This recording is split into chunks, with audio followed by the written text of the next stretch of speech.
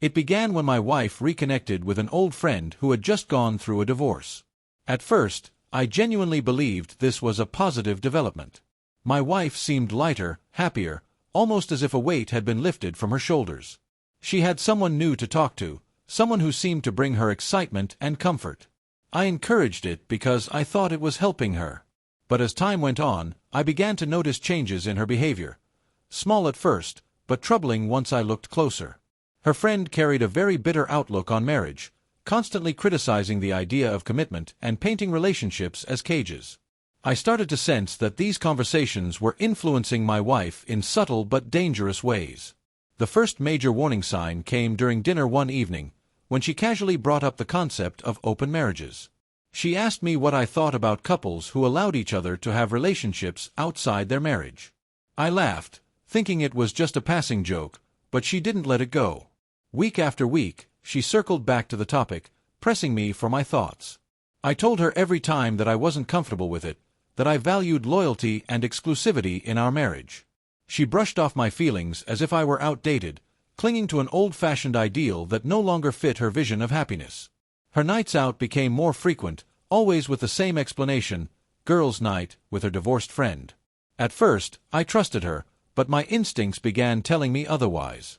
She grew secretive with her phone, smiling at messages late at night, and dressing up in ways she never used to when she was supposedly just meeting a friend. The woman I had known and loved for years was slowly turning into someone unrecognizable, someone distant and detached from the marriage we had built.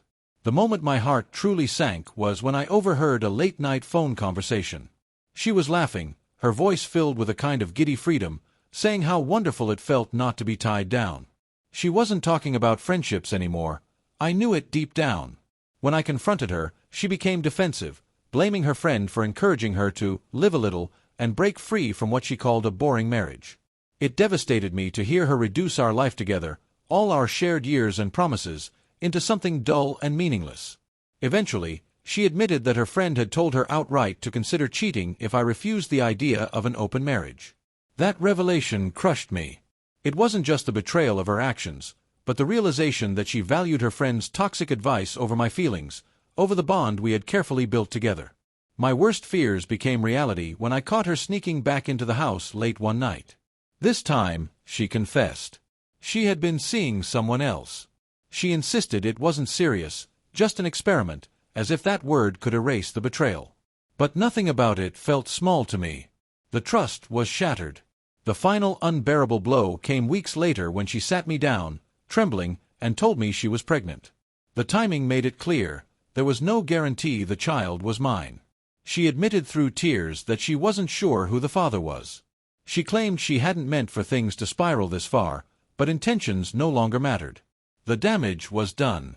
Her friend, the one who had nudged her down this path, was nowhere to be seen. My wife tried to shift the blame onto her, saying she wouldn't have gone this far without the constant pressure and encouragement. But I reminded her no one had forced her, these were her choices. From that point on, I started to detach emotionally. The silence in our home grew heavier each night. I could hardly look at her without feeling a storm of anger and betrayal. My mind kept replaying the life we once dreamed of together, raising children, trusting one another, growing old side by side. All of it now felt like a cruel illusion. Friends and family noticed the cracks. When the truth came out, some tried to comfort me, while others urged me to leave her. Deep inside, I knew they were right, but the thought of walking away from the marriage, especially with the pregnancy involved, was overwhelming. She wanted me to stay, to stand by her regardless of who the father might be. But I couldn't. The idea of raising another man's child while living with the knowledge of her betrayal was unbearable. Every time I thought of it, it was like reopening a wound that refused to heal. In the end, I realized that forgiveness wasn't possible. Love could survive many hardships, but not this level of betrayal. I told her I wanted a divorce. She cried, begged, even shifted the blame back to her friend once more. But my heart was finished. I couldn't live in a marriage where loyalty meant so little, where I was expected to swallow pain and pretend everything was fine. Now, I am learning to move forward piece by piece. Healing isn't easy, the memories cut deep, but I know I deserve better than a partner who allowed another person's bitterness to destroy our marriage. The child is innocent, But the choices that led to this were hers, and I refused to carry the consequences of her mistakes. Slowly, I am rediscovering myself, regaining confidence, and finding a sense of peace I thought I had lost forever.